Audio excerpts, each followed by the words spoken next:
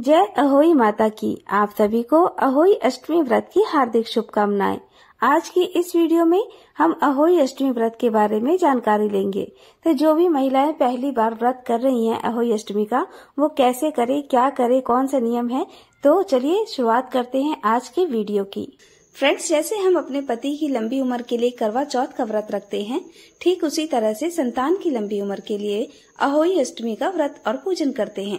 अहोई अष्टमी का व्रत करवा चौथ के व्रत के 4 दिन बाद किया जाता है, यानी कि कार्तिक मास के कृष्ण पक्ष की अष्टमी तिथि को अहोई अष्टमी के रूप में मनाते हैं।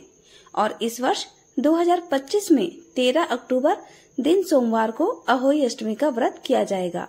तो आज की इस वीडियो में हम जानेंगे कि अहोई अष्टमी का व्रत कैसे करते हैं, अहोई अष्टमी के व्रत में पूजा कैसे करते हैं, कलश कैसे भरते हैं, अहोई अष्टमी के व्रत में क्या खाना चाहिए, क्या नहीं खाना चाहिए, और ऐसे कौन से कार्य हैं जो हमें अहोई अष्टमी के व्रत वाले दिन नहीं करने चाहिए।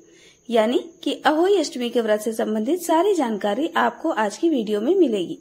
इस वीडियो को आप अंत तक जरूर देखना। तो देखिए अहोई अष्टमी का व्रत कैसे करते हैं। अहोई अष्टमी का व्रत 2 तरह से किया जाता है। किसी किसी के यहाँ अहोई अष्टमी का व्रत पूरे दिन का व्रत होता है, यानी पूरे दिन व्रत करते हैं। दिन में अहोई माता की कथा कहानी सुनते हैं, पूजा करते हैं, और रात को जब तारे निकलते हैं तो तारों को अर्घ देकर फिर हम व्रत का पारण करते हैं। यानी तारों को अर्घ देने के बाद ही हमें कुछ खाना होता है। पूरे दिन का व्रत होता है। और किसी किसी के यहाँ पर अहोई अष्टमी का व्रत आधे दिन का व्रत होता है, यानी कि व्रत कर लेते हैं और दोपहर में 12 बजे के बाद किसी भी टाइम पर कथा सुनने के बाद फिर अपना व्रत खोल लेते हैं, यानी उसके बाद खाना खा लेते हैं। और उसके बाद कितनी बार भी आप खाना खा सकते हैं। अहोई अष्टमी के व्रत में अपनी सासू जी के लिए बयाना जरूर निकाला जाता है। सभी माताएं अपनी संतान के लिए और उनके दीर्घायु जीवन के लिए निर्जला और निराहार उपवास रखती हैं। वैसे तो इस व्रत को जिनके बेटे होते हैं वही रखती हैं, लेकिन अब परंपराएं जैसे बदल रही हैं, इसलिए जिनकी बेटियां हैं वह भी इस व्रत को रख सकती हैं। तो बहुत सी जगह पर तारों को अर्घ देकर ही अपना व्रत खोला जाता है, और कहीं कहीं चांद को देखकर भी व्रत खोला जाता है। तो आपके यहाँ जो नियम हो आप वही नियम कीजिए और अपने हिसाब से अपना व्रत या उपवास खोल ले। तो फ्रेंड्स, चलिए अब पूजा विधि बताते हैं कि पूजा विधि सरल तरीके से अहोई माता की कैसे करें, ताकि जो भी महिलाएं इस बार पहली बार व्रत रखना चाहती हैं उन्हें पूजा करने में आसानी हो। और इस व्रत को ऐसी महिलाएं भी रख सकती हैं जिन्हें अभी तक संतान सुख प्राप्त नहीं हुआ हो। अहोई अष्टमी के दिन पूजा शाम के समय की जाती है। प्रदोष काल में समय भी इस पूजा को किया जाता है। कुछ जगह पर दोपहर में पूजा कर ली जाती है, और शाम को जब तारे निकलने का समय हो तब केवल तारों को अर्घ देकर व्रत खोल लिया जाता है। तो पूजा की तैयारी आपको पहले ही करके रख लेनी चाहिए, जिसके लिए एक चौकी पर आपको साफ लाल वस्त्र बिछा लेना चाहिए। कुछ लोगों के यहाँ पर करवा चौथ के दिन जो पूजा होता है वह चौकी दीपावली तक रहती है, तो आप चाहें तो उसी चौकी पर पूजा कर सकते हैं। अब सबसे पहले आपको चौकी पर वस्त्र बिछाकर गंगा जल छिड़काकर शुद्ध कर लेना है। अब आपको अहोई माता का पोस्टर, कैलेंडर, तस्वीर फ्रेम, जो कुछ भी आपके पास हो वह आपको चौकी पर स्थापित करना है। यदि कैलेंडर हो तो उसे दीवार पर आप किसी टेप आदि से टांग सकते हैं। अहोई अष्टमी के व्रत में मिट्टी का एक छोटा सा घड़ा जो करवे से थोड़ा बड़ा होता है वह लेना जरूरी होता है। कुछ लोग 2 घड़े भी रखते हैं। तो आप अपनी मान्यताओं के अनुसार मिट्टी का घड़ा ले लें और उसे पहले पानी में भिगो कर रख लें। सारी मिट्टी के जो भी बर्तन हैं उसे 1 आध घंटे पहले पानी में भिगोने के बाद ही आप पूजा में प्रयोग करें। अब उस मिट्टी के घड़े के अंदर आपको कोई भी अनाज भर लेना है। कुछ लोग अक्षत यानी चावल भरते हैं, कुछ लोग गेहूं भरते हैं, कुछ लोग ड्राई फ्रूट्स भी भरते हैं। तो आप अपनी सामर्थ्य के अनुसार जो भी चाहे अपनी इच्छा से अनाज इस घड़े के अंदर भर सकते हैं। अनाज को घड़े के अंदर भरने के बाद अब हम उस कलश का, उस घड़े का भी पूजन करेंगे। घड़े के कंठ पर हम मौली या कलावा बांध लेंगे और घड़े पर हम स्वास्तिक का चिन्ह बना लेंगे। और इसके अलावा आपको एक और कलश चाहिए होगा। वो कलश हो तो मिट्टी का सिंपल कलश हो, छोटा लोटा हो तो वो आप ले सकते हैं, या कोई भी स्टील का या धातु का लोटा जिसमें हम जल भरकर रखेंगे, जिनसे हमें तारों को जल का अर्घ देना होता है, वो आपको साथ में रखना होता है। तो 2 कलश आपको चाहिए, मिट्टी का एक कलश और दूसरा स्टील का हो या पीतल का, या वो भी मिट्टी का प्रयोग कर सकते हैं। अब जो दूसरा वाला छोटा लोटा है उसमें आपको जल भरना है। शुद्ध जल भरे, उस पे थोड़ा सा गंगा जल मिलाएं और फिर दूसरे कलश का भी इसी तरह से पूजन करना है। कंठ में कलावा बांधे और तिलक लगा ले, क्योंकि अहोई अष्टमी के व्रत में अहोई की माला या लॉकेट भी पहना जाता है। जिनकी कोई संतान नहीं है वह बिना लॉकेट के भी पूजा कर सकती हैं, लेकिन जिनकी भी जितनी संतानें हों उतनी संख्या में उतने मोती आपको इस लॉकेट में पिरोने होते हैं। शुरुआत में तो आपको 2-2 मोती डालने होते हैं, उसके बाद हर साल 1-1 मोती आपको इस माला में चांदी का ही होता है वह बढ़ाना होता है। तो जो चांदी की अहोई है, अहोई का लॉकेट है, वह आपको जिसमें आपने गेहूं भर कर रखे हैं उसमें आपको रख देना है, स्थापित कर देना है, या फिर आप चाहे तो अपने गले में भी डाल सकते हैं। तो महिलाओं को थोड़ा मतलब अजीब सा लगता है तो आप उसी में डाल दीजिए, लेकिन जब भी आप अर्घ वगैरह दें या कथा सुने तो अपने गले में लॉकेट को पहन लीजिए। और जो कलश आप स्थापना करेंगे जिसमें आपने अनाज भरा हो, उसके नीचे आप थोड़ा सा अक्षत का या गेहूं का या किसी भी अनाज का आसन जरूर दें। और अगर आपको अहोई का लॉकेट या माला नहीं मिलती है तो आप उसकी जगह पर जो कलावा है या कोई भी लाल रंग का धागा है वह भी आप पूजा में प्रयोग कर सकती हैं। पूजा करने के बाद गले में पहन सकती हैं, क्योंकि जो अहोई का लॉकेट होता है वैसे तो दीपावली तक पहना जाता है, और जो लोग दीपावली तक नहीं पहन सकते वह कम से कम 24 घंटे तक इस लॉकेट को पहनते हैं और फिर उसको विधि विधान से उतारकर अगले साल पूजा के लिए दोबारा से यूज में लाने के लिए किसी सुरक्षित और शुद्ध जगह पर रख देते हैं। अब हम एक छोटी कटोरी में थोड़े से अनाज जैसे गेहूं या चावल भरकर अहोई माता के पास रखेंगे और जल का छींटा लगाकर पहले तो सभी सामग्री को शुद्ध कर लेंगे। अब हम सबसे पहले गणेश भगवान जी को जो अपनी चौकी पर पहले ही स्थापित कर लिए हैं, जिस समय आपने अहोई माता को स्थापित किया है, अब चाहे तो सुपारी में कलावा लपेटकर या गणेश भगवान की प्रतिमा यदि अलग से हो तो उनकी स्थापना चौकी पर करें।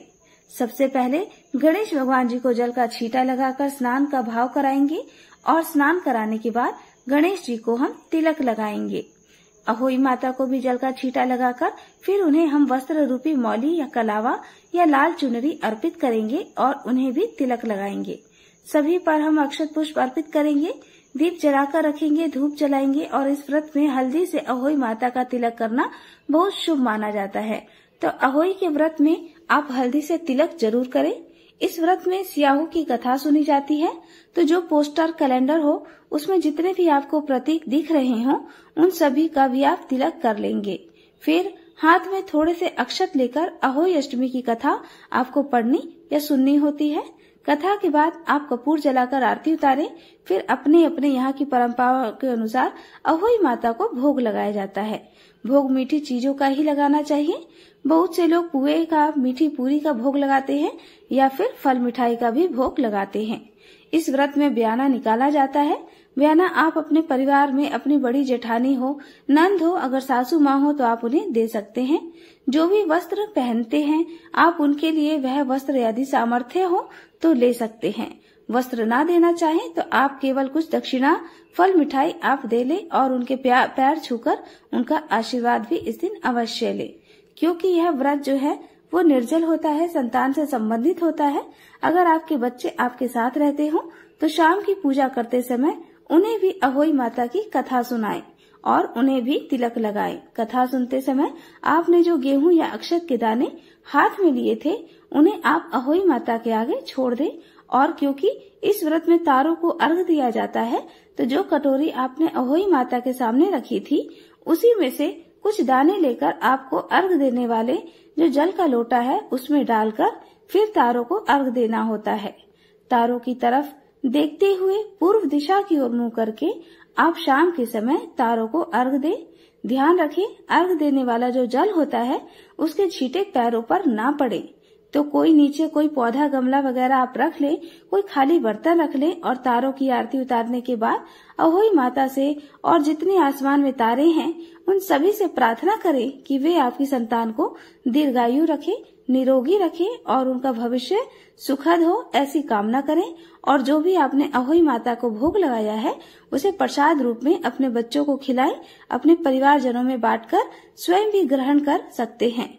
इस व्रत में शाम के समय जो सात्विक भोजन आपने बनाया है पूरी सब्जी का, वह आप खुद भी ग्रहण कर सकते हैं। पूजा की चौकी किसी किसी के यहाँ दीपावली के बाद, भाई दूज के बाद ही हटाई जाती है, और जिनके यहाँ पर ऐसा नहीं होता है वह अहोई अष्टमी के ठीक अगले दिन चौकी हटा सकते हैं।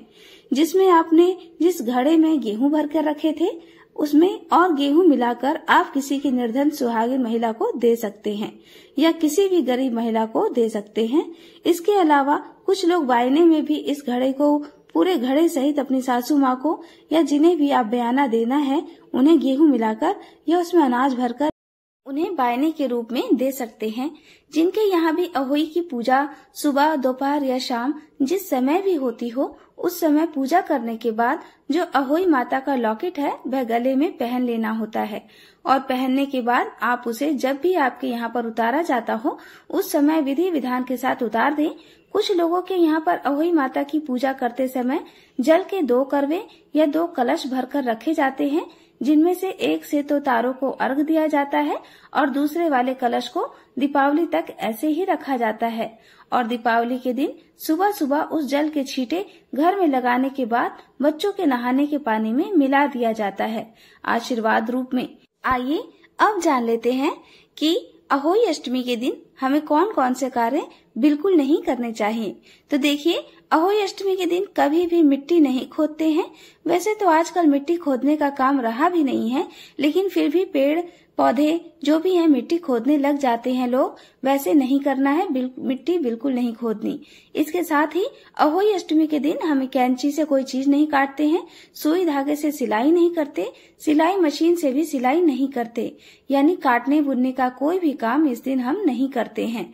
किसी किसी के यहाँ पर दूध से बनी चाय भी नहीं पीते हैं, लेकिन ये दूध से बनी हुई चाय वाला जो रिवाज है ये किसी के यहाँ पर है और किसी के यहाँ पर नहीं है।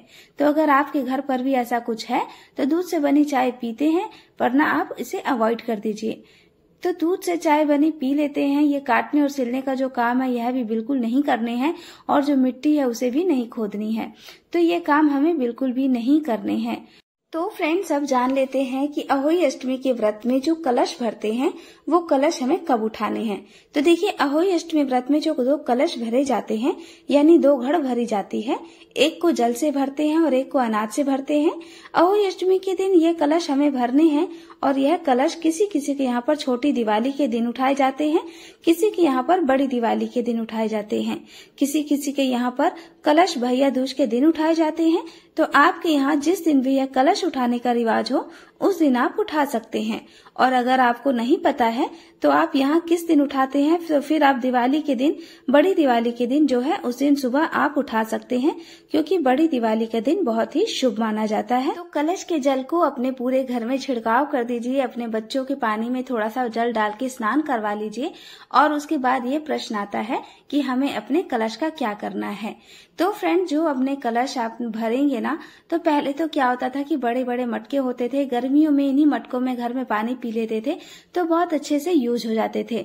तो आप हो सके तो ये कर लीजिएगा। आप मटके थोड़ा, मतलब जो कलश है वो इतने बड़े लीजिए ताकि आप घर में उनको यूज कर सके। आजकल छोटे छोटे से कलश ले लेते हैं, फिर बाद में ना वो इधर उधर गिरते पड़ते डोलते हैं, कोई यूज ही नहीं होता उनका।